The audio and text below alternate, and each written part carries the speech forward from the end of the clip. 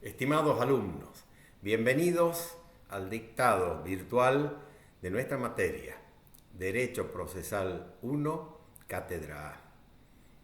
Estas palabras iniciales sean entonces de alegría por el reencuentro y por abrazar la posibilidad de que pese a la grave crisis sanitaria y pandemia que todos sufrimos en Argentina y en el mundo, podamos estar nuevamente en contacto a través de esta aula virtual y en lo que significa una propuesta académica de nuestra querida Facultad de Derecho de la Universidad Nacional de Tucumán, de desarrollar, aunque sea tardíamente, nuestro cuatrimestre de clases, cumpliendo de esa manera con la obligación docente, la obligación cívica de continuar activo pese a las difíciles circunstancias.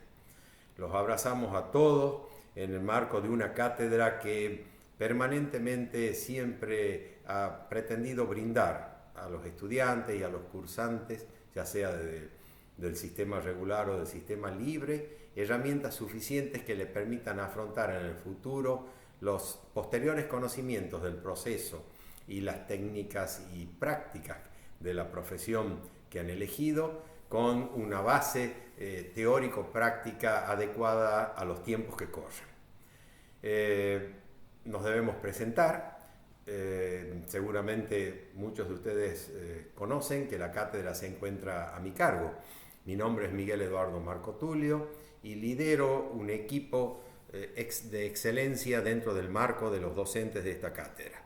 Los irán conociendo sucesivamente a lo largo de este denominado cuatrimestre y podrán apreciar seguramente sus virtudes y una complementación y un trabajo de equipo que ya lleva décadas y que es casi una tradición en nuestra querida casa de estudio.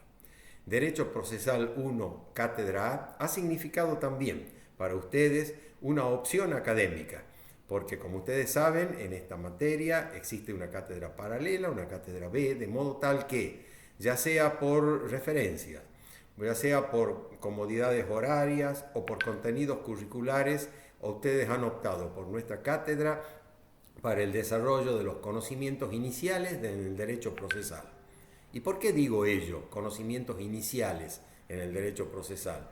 Porque es la primera vez en este teórico tercer año que ustedes cursan de la carrera de abogacía en los dos planes vigentes actualmente, donde van a encontrarse con los conocimientos liminares de lo que constituye la organización de justicia y los mecanismos de funcionamiento y defensa de los derechos ante la estructura de los poderes judiciales de la República. Esa es la pretensión, ese es el abordaje inicial de nuestra asignatura. Y por eso ustedes han ejercitado una opción que además les brinda, según han podido apreciar en el programa de estudio de la materia, una asignatura dividida en dos segmentos. En el primer segmento, y con notoria importancia pedagógica, intelectual y bibliográfica, nosotros desarrollamos lo que se llama la teoría general del proceso. La teoría general del proceso son conocimientos teóricos genéricos que hablan de un contenido básico de lo que luego significa el cimiento para los procedimientos especializados posteriores. La idea es que a través de ese primer segmento de nuestra materia, ustedes conozcan lo que son las reglas republicanas, democráticas y constitucionales del funcionamiento del Poder Judicial y de cómo se estructuran y arbitran las distintas áreas de su funcionamiento, para luego, en el segundo segmento de la materia, adquirir algunos conocimientos y destrezas sobre lo que significa el procedimiento penal en la provincia de Tucumán, es decir, lo que es el desarrollo del Código Procesal Penal mediante el cual se investiga y se juzga la grave problemática social de la delincuencia en nuestro medio. Dos contenidos que van a significar esa puerta de entrada a ustedes en el proceso y que ya no los abandonarán más a lo largo de los estudios posteriores. En distintas materias van a ir viendo luego las especializaciones procesales, en familia y sucesiones, en concursos y quiebras, en administrativo y contencioso administrativo, en procesal, civil y comercial, parte general, y en el ejercicio de los derechos procesales constitucionales. Y finalmente, por supuesto, el excelente e imprescindible ejercicio de la práctica judicial o práctica tribunalicia para adquirir esas últimas destrezas que les permitan a ustedes abordar el ejercicio de la profesión o la judicatura con conocimientos adecuados y suficientes para ello. De eso se trata nuestra asignatura, y sean estas primeras palabras entonces de bienvenida para brindarles ese panorama genérico de nuestra materia. Luego, en el curso de los próximos días, iremos subiendo el contenido mínimo al cual ajustaremos el dictado de la asignatura, la bibliografía básica sugerida y las fechas tentativas, porque actualmente todo debe programarse en el corto plazo por las circunstancias que vivimos, pero fechas tentativas de los parciales y sus respectivos recuperatorios. De todo ello irán siendo informados oportunamente, ya sea por nuestra cátedra o por las pautas directrices generales que elabora el decanato y la secretaría académica de nuestra facultad. Todo ello significa entonces un portal de entrada al derecho procesal. Y sobre este particular me permito distraer en ustedes breves minutos para indicarles, por lo pronto, la titulación de la materia. Ustedes abordan por primera vez el derecho procesal o derecho procedimental. Y este abordaje a esta asignatura va a contemplar los modos y mecanismos como funciona el Poder Judicial en una república contemporánea. Y abordar la estructura y el funcionamiento del Poder Judicial en un Estado republicano hoy implica tener una doble visión. Por un lado hay una visión estática de la estructura del Poder Judicial y por otro lado hay una visión dinámica de los procedimientos y conductas que se cumplen ante dicho Poder Judicial. Me explico. La faz estática es el esqueleto, es la estructura organizacional, es el funcionamiento organizativo de uno de los poderes del Estado, el Poder Judicial. Y habrán sentido nombrar que esas estructuras organizativas se regulan en cada uno de los poderes judiciales de la República a través de leyes orgánicas. Ley orgánica del Poder Judicial significa la ley estructural, la que nos dice cuántas instancias componen ese Poder Judicial, cómo está constituido el grado, o sea, la primera instancia, de qué manera se regula la instancia apelativa o de las cámaras y tribunales superiores, y finalmente cómo se constituye y para qué está estructurada la Corte Suprema de Justicia o Superior Tribunal. Esa estructura piramidal, primer grado juzgado, segundo grado cámara o niveles de apelación o tribunales de apelación, y tercer grado las cortes o superiores tribunales, están organizados por las leyes orgánicas de tribunales, que además también establecen el número o la cantidad de jueces o magistrados que los componen, cuáles son sus funciones, de qué manera son sus incumbencias y también las competencias o fueros, que es la subdivisión o especialización de cada uno de los fueros según las normas de cada ley orgánica. Conociendo ustedes las leyes orgánicas de tribunales y algunas pinceladas de ello que también están en los textos constitucionales y en los códigos de procedimiento, conocen cómo se vertebra esa estructura piramidal que denominamos Poder Judicial. Pero esa estructura sería una estructura inerte, inmóvil, si no la pusiéramos en movimiento, si no reguláramos sus conductas.